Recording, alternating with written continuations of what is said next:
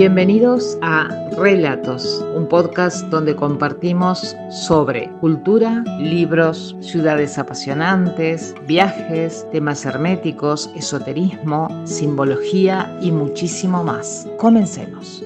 Bienvenidos a un nuevo episodio de Relatos. Y en esta oportunidad tengo una invitación muy particular para realizarles a quienes son guardianes de los relatos. Hubo un momento de la historia en que hubieron monjes que se convirtieron en guerreros. ¿Crees que es un olvido, un accidente o estratégicamente se pensó que lo mejor era dejarlos en el olvido? El objetivo principal en aquel momento era proteger rutas de peregrinación y posteriormente a ello, una de las cosas que hicieron fue instalarse en el Templo de Salomón. Y ahí surge el segundo nombre. Si decimos que el primero fue los pobres caballeros de Cristo, el segundo es caballeros templarios. ¿Por qué? Porque estaban en un templo. ¿Cómo se ingresaba a la orden de los caballeros templarios? En primer lugar, debían de ser hombres, tener más de 18 años, no tener deudas y por otra parte ser personas sanas desde el punto de vista físico. Los nobles ingresaban ya como caballeros y lucían una túnica blanca, que es la clásica, que cuando vemos los caballeros templarios vemos esa túnica blanca con una cruz en el pecho. Mientras que quienes eran campesinos y artesanos ingresaban como hermanos sargentos. Es importante también ver que los caballeros templarios ya se inician en el año 1118 junto a Hugo Pans, se inician con dos votos, el voto de castidad y el voto de pobreza. Y eso nos retrotrae a su primer nombre, al nombre de los pobres caballeros de Cristo. En algunos libros y en algunas grabaciones en diferentes lugares vamos a encontrar que se representan por dos caballeros que van o que utilizan un mismo corcel o un mismo caballo. ¿Eso qué es? Es la representación justamente de que no podían tener dos caballos, tenían uno solo para dos de los caballeros. Pero me parece también importante que veamos lo siguiente. Ese es el inicio de la orden, pero la orden terminó convirtiéndose en un ejército extremadamente poderoso. Pero vamos parte por parte para poder entenderlo mejor. Hablamos sobre cómo se integraban a la orden, hablamos de los votos de castidad y pobreza y vamos a hablar de dos elementos centrales de la orden del Temple: la disciplina y la formación militar permanente. Y por eso dije recién que terminan siendo un poderoso ejército que se traslada por toda Europa. ¿Cuándo llega el reconocimiento de la Iglesia Católica a estos monjes, que son monjes guerreros? En el año 1129, o sea, 11 años después de su fundación. En el año 1129 logra San Bernardo de Claraval una pequeña endija por la cual resolver un problema que la Iglesia Católica tenía. ¿Cómo era posible pensar en monjes guerreros y por tanto monjes que portaban armas, en este caso espadas? Pero San Bernardo de Claraval lo logra resolver y entonces se da lo que tiene que ver con la creación de los monjes guerreros. A lo largo de este tiempo que vamos a compartir sobre los caballeros templarios y la orden del Temple como tal, a mí me gustaría tener algunas claves que nos dieran un equilibrio en lo que estamos trabajando o en lo que estamos compartiendo como guardianes que somos de relatos, tanto ustedes como yo. La primera es que podemos hablar sobre lo que realmente está documentado de los caballeros templarios. La segunda es que podemos hablar sobre lo probable, lo que las hipótesis nos indican que es posible que haya ocurrido, pero que lamentablemente no se han mantenido a lo largo de los siglos, porque fíjense en que del 1100 y algo, estamos hablando del siglo XII, al siglo XXI no se ha mantenido la documentación correspondiente.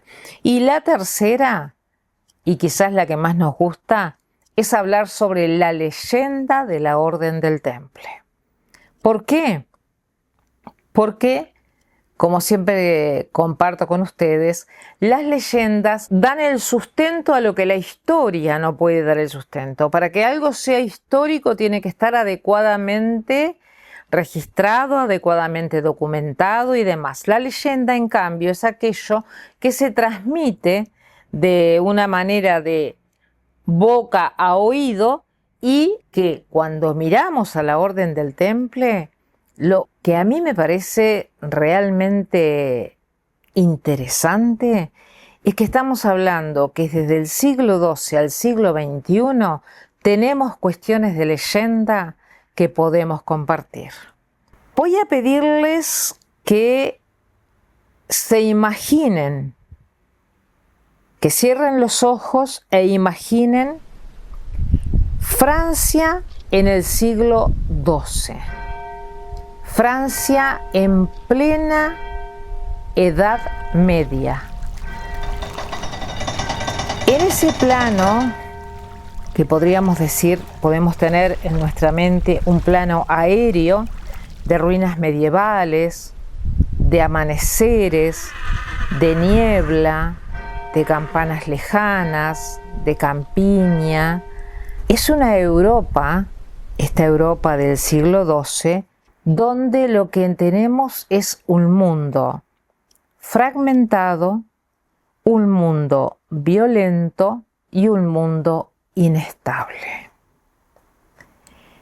Esa fragmentación, esa violencia y esa inestabilidad son lo que de alguna manera dan lugar o permiten, generan la oportunidad de que nazca una orden como esta. Imaginemos manuscritos, espadas, caminos vacíos. Hay muy poco registro de todo, porque no olviden, estamos hablando de la Edad Media. Mucha gente no sabe leer ni escribir. Pero algo bajo esa realidad de lo que es esa Europa del siglo XII y más específicamente en Francia está ocurriendo. Tras la primera cruzada que se realiza a Jerusalén, Jerusalén es conquistada. Pero la conquista sí es importante, pero no es lo trascendental, porque lo trascendental es lograr mantener los territorios conquistados. No es lo mismo conquistar que mantener el territorio conquistado. En silencio, mientras el territorio de Jerusalén ha sido conquistado, piedra sobre piedra, los caballeros templarios están construyendo algo más que simplemente iglesias. Están construyendo poder.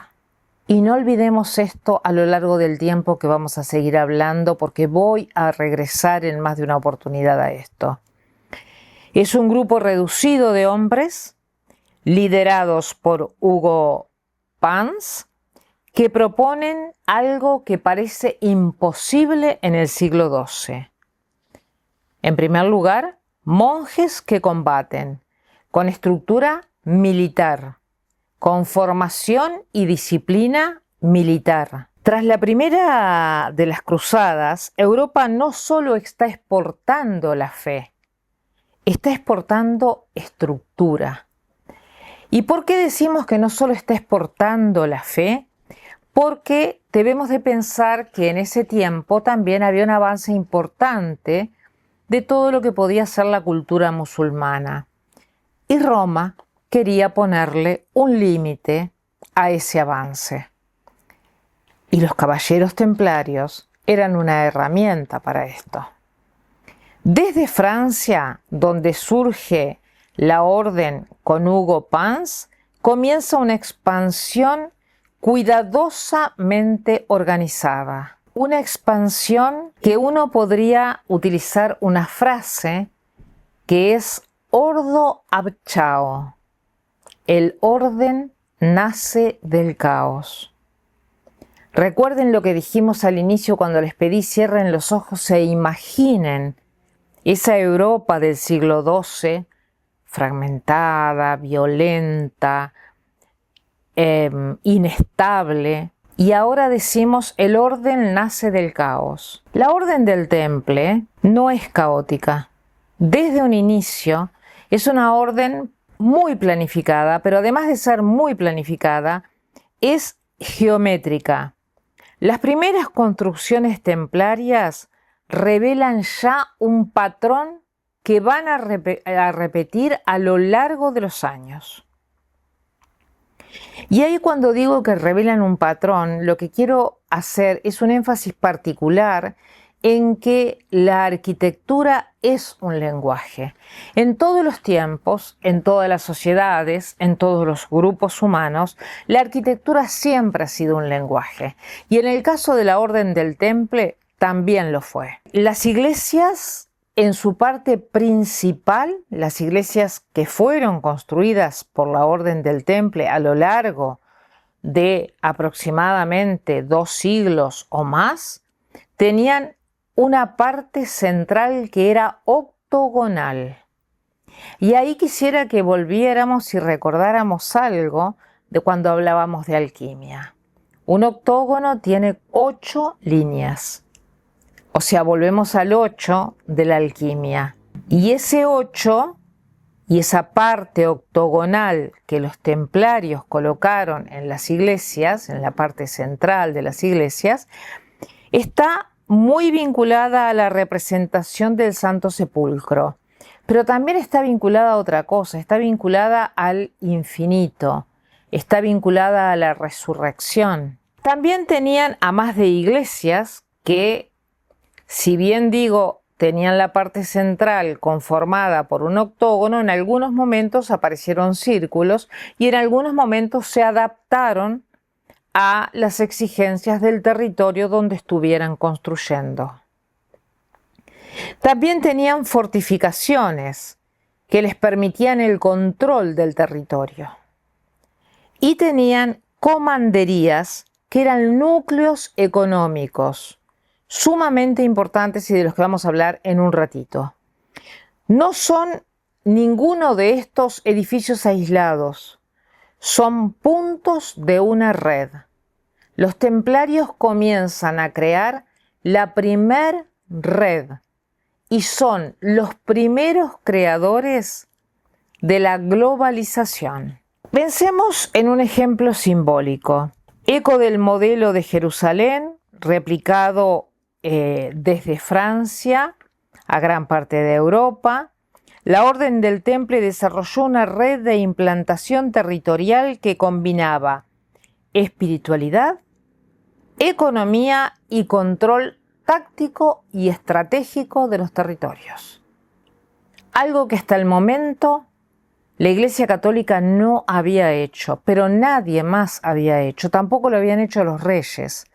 Y acaba de entrar en juego uno de los reyes más importantes, del cual ya vamos a hablar, rey de Francia, y van a entrar también diferentes papas, y uno de ellos fue fundamental en la historia de la Orden del Temple. La arquitectura templaria no responde exclusivamente al arte, sino que responde a una función concreta que tenía: defensa de territorios. Entonces la arquitectura aparece como un sistema de poder. Iglesias, murallas, campos, pero su verdadero poder no está en la espada, sino en lo que construyen, en esas iglesias, fortificaciones y comanderías de las cuales venimos hablando. Sí son, sin ningún lugar a dudas, monjes guerreros, pero hay que elevarse un poquito más para pensar y analizar y entender a los templarios. Los templarios no solamente eran monjes guerreros, eran grandes estrategas. Y además de ser grandes estrategas y construcciones de edificios que si nosotros pusiéramos en un mapa hoy e ilumináramos en Europa ese mapa, encontraríamos que distintas lucecitas se unían por los lugares que eran más importantes para los caballeros templarios. ¿Por qué? Porque en esos lugares los caballeros templarios, la orden del temple, lograba su objetivo: proteger a todos aquellos que quisieran visitar Tierra Santa.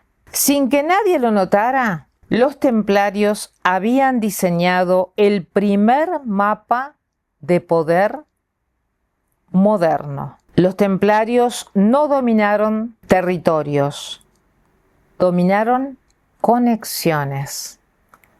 Y en un mundo fragmentado, quien controla la red, controla el poder.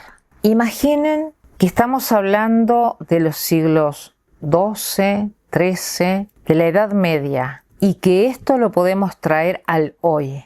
Control de la red, nodos de información, dominio de conexiones. Eso ya se estaba haciendo en la Edad Media. Los espero en el próximo episodio para seguir hablando sobre templarios.